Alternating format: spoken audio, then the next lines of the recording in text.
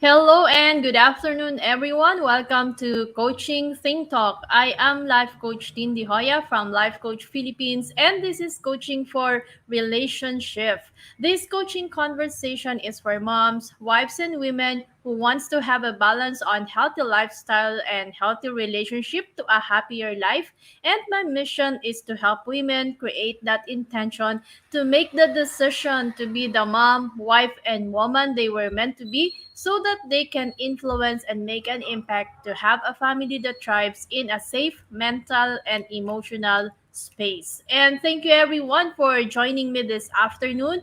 Yes, we're live today. And of course, please leave your digital footprints by letting us know where you're coming from. And please do tag a friend and circulate this video to help us reach more individuals who might be in need of what I'll be sharing for this session. You may also give some shout out to people you want to greet and reach out with some inspiring message. Who knows, that message is the only thing they have been waiting for today to inspire them and to motivate them. So do not hesitate to send out a message to someone who you feel might really be needing it now. And if you are watching this on a replay, please do comment hashtag replay. I am streaming via FB page of Life Coach Philippines and YouTube channel Coach AI Connect. If you are new to our platform, please like, follow, and subscribe. So for today, we're gonna be talking about emotional health or emotional wellness. So most often we focus more on eating better, working out, getting more sleep, and taking care of our physical self, which is actually what we have to do. And of course, often easier said than done. However, we also have to achieve good emotional health so that we will be able to have the physical health as well. And of course, it has to take priority as well in our life.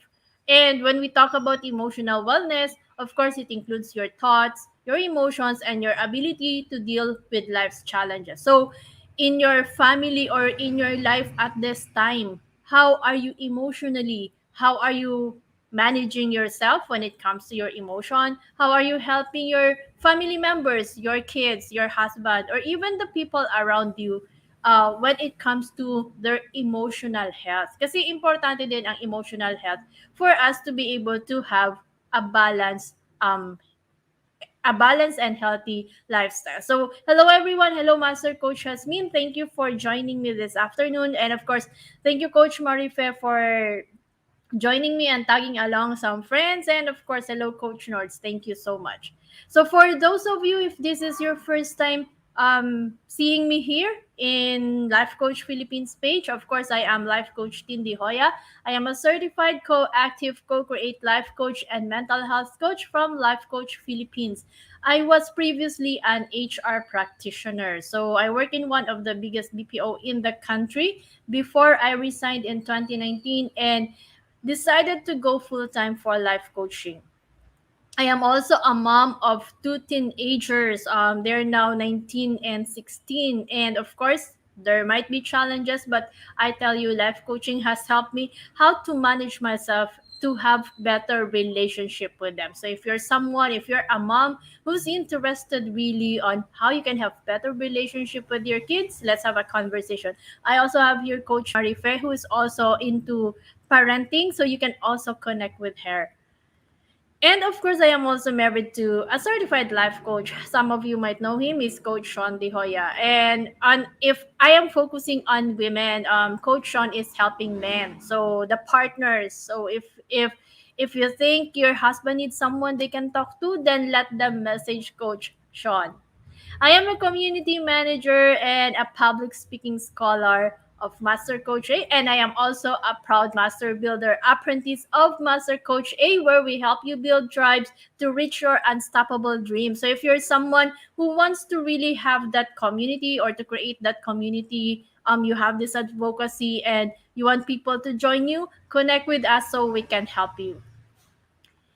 And yes, I am also the creator and founder of a Women's Epiphany coaching community. And ano nga ba tong community na to? Well, of course, I help women. Yun kasi taga yung focus ko. And here, I help women, of course, create that intention to be the wife, the mom, wife, and women they are meant to be. Because oftentimes there's a lot in our mind, there's a lot that at times we can't let go. Minsan madami din tayong pinagdaanan, and unknowingly, unconsciously, we are bringing that baggage to the family. So here I help women understand themselves better so that they can create that emotional, that safe mental and emotional space for their family to have a better relationship.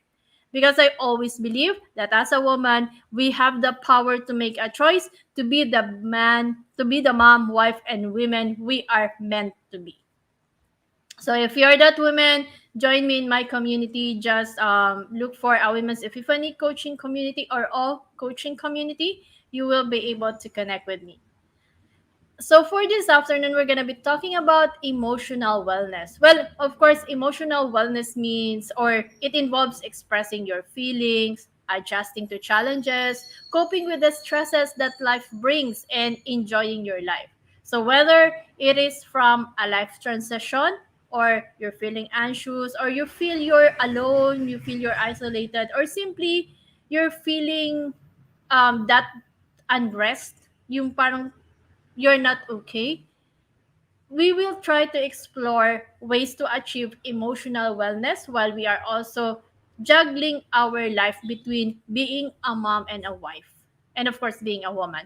Hello, Coach Candy. Thank you so much for joining me this afternoon. So, yun, paano ba kasi yung emotional wellness? And as a mom, as the nurturer of the family, as the main, as the light of the house or the family, paano ba natin tinutulungan yung family members natin, especially our husband and our kids when it comes to their emotional health? Because, and how do we also take care of our emotional health that we are able to give them, that we are able to show them na okay lang minsan may struggles, but life life can be better.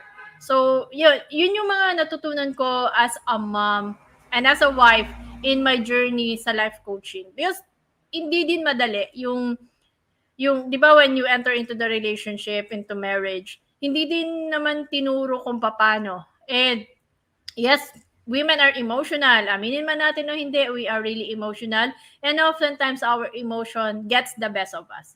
So, unlike ng guys, 'di ba kaya nilang itago yung emotions nila. But girls, they're not. Or women, it's not easy for us. And often it's the emotion that rules us. And how are we really responding? And yung pag emotional ka na ba, mainit na ang ulo mo, so the kids can no longer talk with you, or your husband can no longer have a good conversation with you, or minsan naman sobrang distant, or minsan you isolate yourself. So let's take a look at our emotional wellness. Hello, Coach Anne. Thank you so much for joining me this afternoon. She's all the way from Tacloban.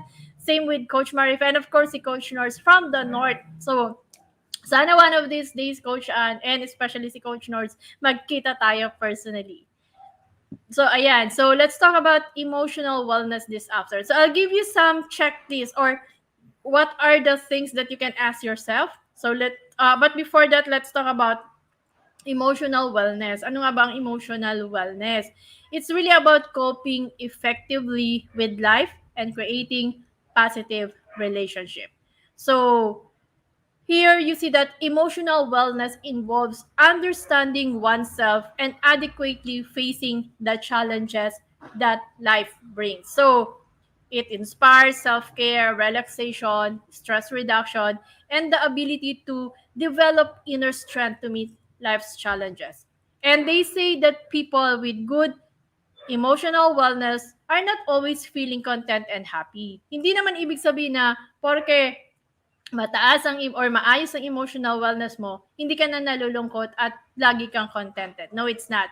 So, according to the National Center for Emotional Wellness, it is defined as, or it refers to an awareness, understanding, and acceptance of our feelings and our ability to manage effectively through challenges and change. So, nandun ka din sa awareness and acceptance and understanding it, of course. And of course, your ability to manage. So, babalik talaga sa sarili, managing oneself. Um, sabi nga, sabi ko nga kanina, people with good emotional wellness it's not always about feeling content and happy. Of course, we still feel unpleasant emotions like stress and frustration, but the good thing about people who have a good grasp of their emotional health or emotional wellness is that they are able to recognize these emotions and reconcile them. Nakikita agad nila yung teka lang, ito yung emotion ko and saan ba nanggagaling to? Dati hindi din ako ganun eh. Mas madalas emotion din ang nagrurusa. Sa paggalit ako, I just walk out. Or minsan hindi na ako iimik. I can last for days or weeks without speaking. Yung lahat lang bottled up. So, emotionally stable people can still function daily despite having negative sentiments. So, kahit may negativity silang nararamdaman, they are still able to function properly without affecting their relationship. Kasi andun sila sa point or sa sa point na they understand, accept, and they are aware of their emotions and they are doing something about it. And of course, another thing is that it refers to our ability to handle emotions in a constructive way and enable us to maintain a positive state of mind. So, ibig sabihin, kahit may negative emotions, we are able to handle those emotions constructively. Naka-emphasize talaga si constructive. Kasi pwede din naman na na-acknowledge mo, pero negative yung response mo. At hindi talaga siya madali. You know what? We've been like, ang dami na naming classes kay Master Coach and what I really appreciate recently is when Master Coach was talking about trauma, we have a special class on trauma because here we understand better our responses. And of course, the mental models. Dun kasi nakikita mo kung paano talaga nagre-respond si brain or ano ba yung ano yung tumatakbo sa brain mo pag ganito yung emosyon. Mas madali siyang maintindihan at mas nagiging aware ka sa sarili mo. It's not because well, people might say we're weird. Why are you trying to understand your brain? But really, there's beauty in understanding your brain. Kasi, di ba, people want success in life. We want successful marriage, successful relationship with kids, with family, with friends. Pero sometimes the responses that we have is not helping us. But when we are able to understand ourselves, how our brain works when we are faced with situations, especially negative ones, mas madali ka mag-pause, tapos mas madali mong maintindihan at i-express yung sarili mo. So, I'm inviting you, if you're watching right now and you think there are a lot of things in your life na at times you no longer know how to respond properly or minsan you wonder bakit minsan ganito ang response ko sa ganitong situation kasi patterns din yan eh. Take a look at the trauma in your life and to better understand it, I encourage you to connect with us. Join us in our next class is of course on in this coming November. That's gonna be the third Friday of November. That's gonna be on November 19. So may time pa kayo to enroll. Connect with me or you can connect directly with Coach Rizel at 0917-586-1661 to join our trauma class. It's better that you enroll earlier, and of course, it's better that you get the first class that we have. You just have to pay a minimal amount. Connect with Coach Risa to get a copy of the replay and then connect with me or with any of the coaches that we have here joining us to help you understand the first class because it's better that you get a grasp of what happened on the first class so that you can connect it to the second trauma class that we're having because the second trauma class will now focus on the 6 emotions that we often have. We have the anger, sadness, fear, guilt, basta 6 yan eh. And doon po sa next class, we will gonna be deep diving into those emotions so that we can understand ano nga ba yung mga traumas na meron tayo doon. And I tell you, there are a lot of traumas that we have that even positive things or positive events can cause trauma. So it's important that you are aware of it. So do join us, just connect with me if you want assistance in how to register. Okay. So continuing with today's session, uh, here's so what is really an emotion? Emotion is a subjective state of mind. Emotions can be reactions to internal stimuli, such as thoughts or memories or events that occur in our environments. Emotions are not the same as moods. A mood is a state of mind that predisposes us to react in a certain way. Yung mood kasi is parang ano siya a bridge to you for you to be able to react. So for example, if you're in a low mood, you will feel more irritated, or you will likely feel more irritated, or basta wala ka lang uh, sa mood. So that's gonna be madali lang yung irritation sa'yo. And pero when you're in a good mood, kahit kunwari may nangyaring kunwari na you trip over something, you find the you find a moment to laugh. Parang okay lang siya, natutuwa ka. Pero pag low mood ka, maiinis ka, 'di ba? So in general, yung mood is uh, predisposes your reaction, while the emotion are reactions to an event. So, moods are present before and throughout the event. So, present siya when it happens. Um, so, yun, nakalimutan ko pa i-click. Ito, so they are not the same thing as moods. So, magkaiba po sila. And emotions by themselves are neither good nor bad. Okay lang naman talaga yung emotion eh. They are simply reactions. However, the way we act or we don't act on our emotion can strongly affect our well-being. What differentiates that is that lahat tayo may emotion. Ang problem lang is why are some people able to manage their emotions properly while yung iba hindi. So it will really depend on how we are responding. And emotion plays a critical role in how we live our lives, from influencing how we engage with others in our day-to-day lives to affect and it also affects the decisions we make. Kaya nga, importante na alam mo kung paano na ma-manage yung emotion mo. And most often, these emotions are attached to a trauma, especially pag masyadong negative. So, take a look at our class. That invitation still stands. So, here is some emotional wellness check that you can do. So, first is how do you treat others in your life, both personally and professionally?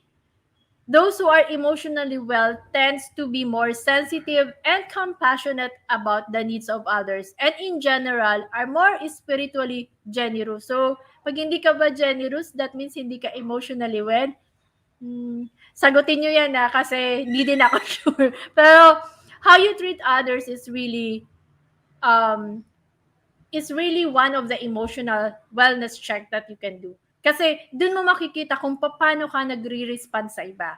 So kung positive ang outlook mo, syempre madaling mag-reach out, madaling tumulong. So that means emotionally you are well kasi you can human beings are social animals. So as being able to connect with others is a part of it. Second is, are you grateful? Emotionally healthy people feel gratitude for their lives and for all the goodness they experience. So they appreciate of what they do have rather than complaining about what they do not have. So masaya sila ng what they have instead of complaining and finding faults. So they usually count all their blessings, and this does not always, of course, pertain to money or material things, but rather it relates to more spiritual aspects of their life. So, okay ba yung are they grateful with their relationships? Are they grateful with what they have? Gratefulness kasi is also a measure of how emotionally well you are. And of course, are you happy with the person you are? Those who are emotionally healthy are usually content with themselves. Well, at times they might feel as if they're living the lives they've always wanted to live, And they also take care of themselves physically and psychologically by doing what is beneficial for them, and they rarely complain. But instead, they seek out who are the people that they can help, or they surround themselves with better people and help those around them do the same. So ito daw yung one of the emotional checks. How happy are you with the life you have? And of course, open-minded ka ba? Yan. Are you open-minded and flexible? Networking lang, no? But no. Are you open-minded and flexible? This means that you're self-aware and you listen to the thoughts and musings of yourselves and others. Also, you do not feel attached to any particular dogma or philosophy, but are willing to hear the viewpoints of others. Yung you can openly embrace other people's ideas, other people's thoughts. Possibly you might not accept them, but you are ready to listen. Ito din daw kasi yung isang emotional wellness check of people. When how are you able to accept other people's feedback? Mahirap kasi ang feedback, di ba? Kasi pag narinig natin ang feedback, ang alam natin negative, we are being attacked. So, ito talaga yung measure na are you open-minded and flexible? Kasi a person who is emotionally well is able to accept things as they are. Yes, pwedeng magalit, pero yun nga namamanage nila yung emotions nila. And of course, do you have a life's purpose? Kasi people that who are emotionally healthy have a purpose. Those who generally have a well-developed sense of well-being means they have a reason to wake up each morning. They also have a tendency to see life's bigger picture. They tend to know their core values and what's most important to them and how to focus on these values. And their purpose gives life's meaning, whether it's professional, family-oriented, or community-oriented. So magtatanong ka, so coach, ako ba, since hindi ko pa alam ang purpose ko, I am not emotionally healthy? Hindi naman po ibig sabihin na hindi mo, kasi minsan, dun sa isang class namin, sinabi ni Master, when you say to yourself na di mo alam, you are allowing your brain to stop thinking. So, minsan naman talaga, in all honesty, or alam naman talaga natin yung gusto natin eh. But sometimes kasi, hindi din natin ma-accept yun. Dahil parang hindi tanggap ng ibang tao yung purpose na gusto natin. Kaya, nandun tayo sa space na di naman siguro talaga to yung purpose ko na without ourselves. But technically, we really know our purpose. So, pag hindi ka sure, andyan si Coach Rizal, kausapin mo si Coach Rizal because Coach Rizal is the person that you can really speak with about purpose. Siya po talaga ang may hawak ng purpose na yan. So, tutulungan kayo ni Coach Rizal, so just reach out to her. And of course, do you have ways to manage your stress? How are you responding to your stresses in life? Those who are emotionally stable have their own ways of navigating the stressors in their lives, whether they do meditation in God's words, they do exercise, they connect with someone, they have creative pursuits such as art, music, or writing. They're able to maintain a balance between work and play. Yun daw ang emotionally well. Kasi pag hindi ka nga emotionally well at hindi mo na ma-manage yung emotion mo, di ba pag stressed ka, it's either nagiging masungit ka, irritable ka, lagi kang galit. So lahat ng negative emotions andon. That means you're not able to handle your emotions properly. So you're not emotionally healthy. And of course, it has an effect in our life, especially in our health. So take a look at that. Those are the 6 questions that you can ask yourself to see how emotionally healthy you are and how are you responding so that your family are also emotionally healthy. If you want a shift in the relationship, it has to start with you. The way you respond, you manage your emotions is a big factor in creating healthy relationships. So here are 6 strategies to improve emotional wellness. First is brighten your outlook. Do you tend to look on the sunny side or do you see a future filled with dark, stormy skies? In one of the research, it says that Having a positive outlook can benefit your physical health. Having a positive outlook doesn't mean you never feel negative emotions such as sadness or anger. All emotions, whether positive or negative, are adaptive in the right circumstances. And the key here really is for you to be able to find a balance between the two.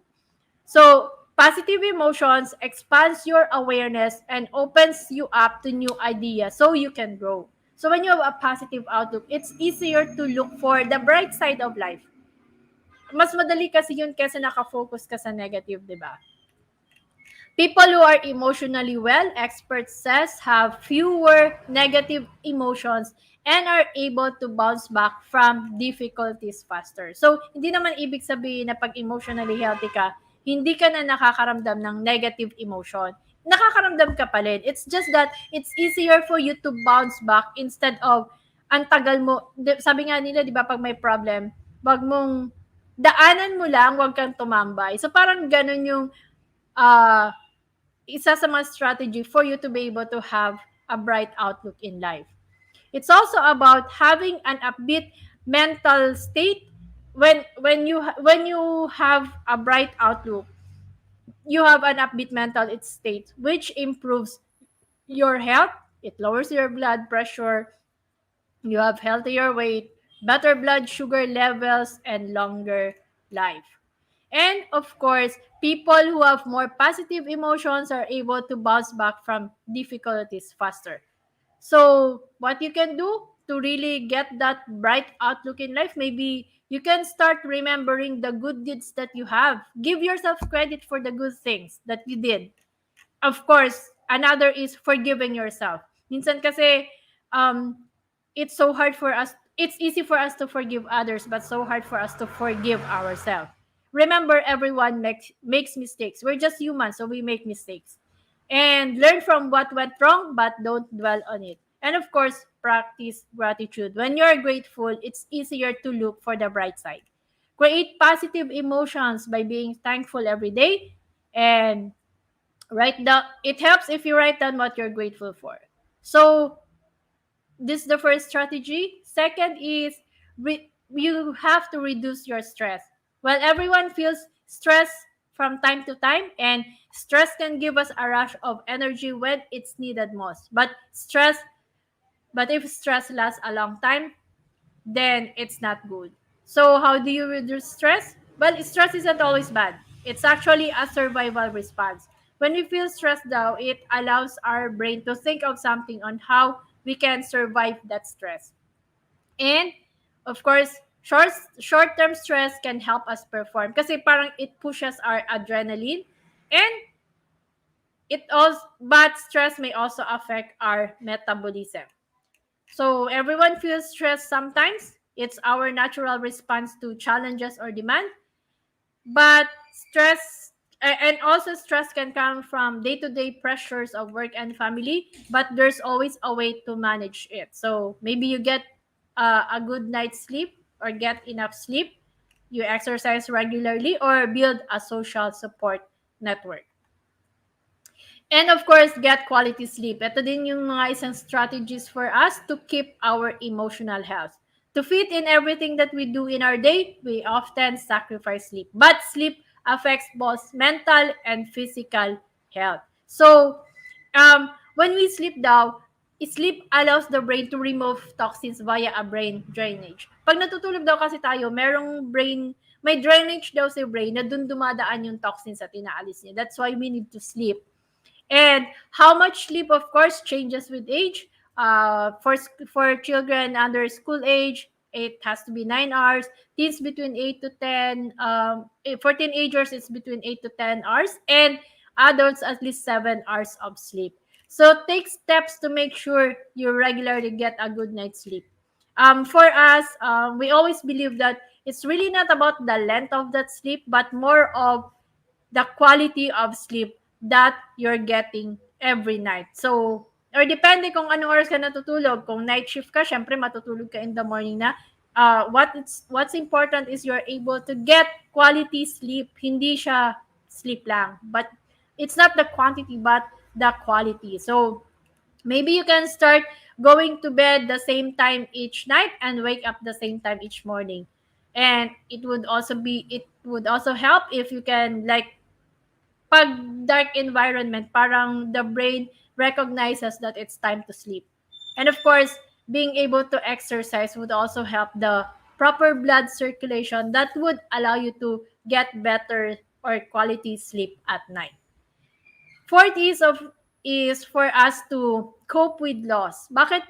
Kasi sa emotional wellness, kasama dito yung when we lose people in our lives. They either die or they are either go away because we have fallouts. There is no right or way to cope with loss, but it can it can be too overwhelming. But the strategy here, of course, is at times kasi yung loss will affects the cultural beliefs and traditions that we have. Kaya minsan iba-iba yung responses natin.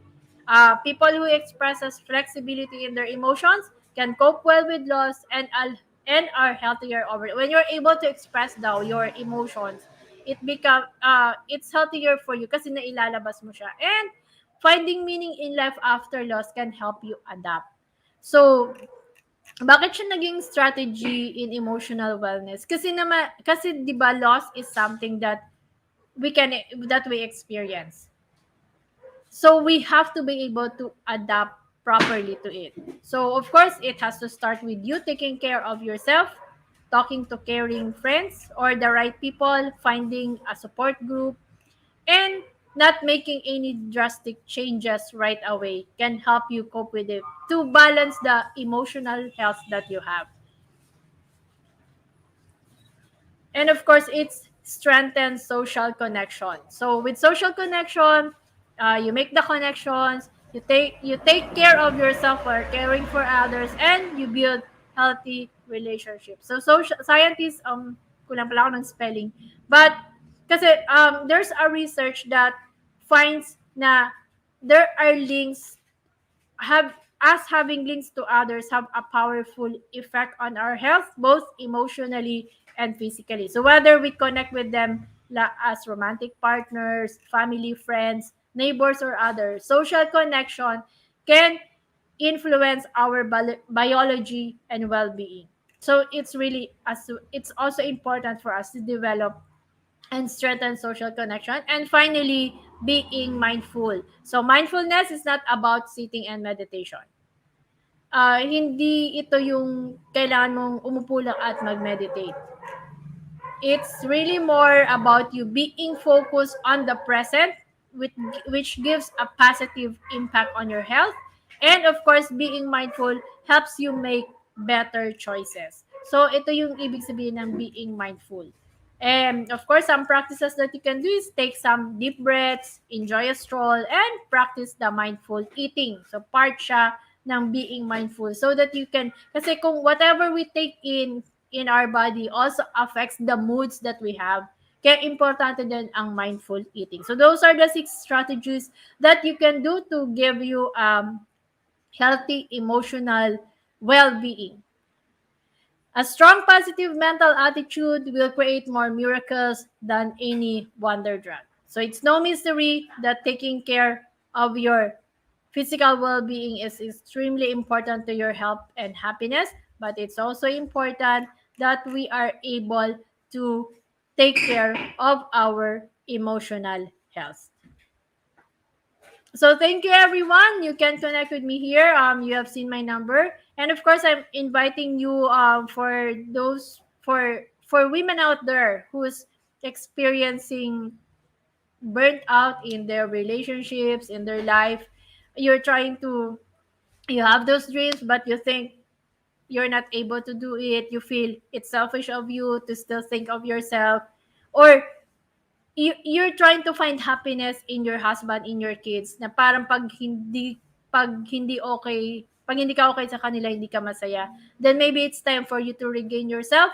So join me in my coaching workshop, Regaining Me, a journey to discover and regain yourself, your momentum, and your passion. Just connect with me. This is open pa yung date niya kasi I'm looking for 10 students. So if you're ready, just connect with me and let's have a conversation. So as I end this conversation, of course, um, let me invite you to be a part of what we are doing as an organization of professional certified life coaches. So if you are na, ito yung sinasabi ko kaninang mental model masterclass. If you're not yet a smart holder of the Be Learning e-card and you are still missing all the perks that we enjoy, today is the best time for you to take action.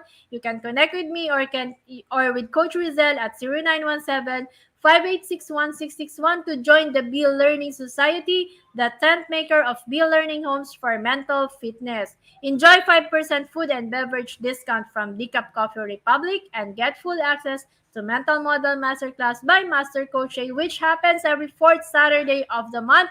Plus, benefit from the 90-minute free coaching session with senior coaches from Life Coach Philippines. And of course, save the date this coming October 30. Master Coach A will be teaching us about the Thought Leadership Mental Model Mastery. So, learn the Thought Leadership Mental Model and discover how to become a 21st century knowledge entrepreneur. What does it mean? Whatever thoughts or ideas that you get from the learnings that you have been following, it's time for you to do something about it, to share it. So how can you be a thought leader? So do join us to know more. For more information and registration assistance, connect with Coach Rizal through 0917-586-1661. And of course, this is an open invitation.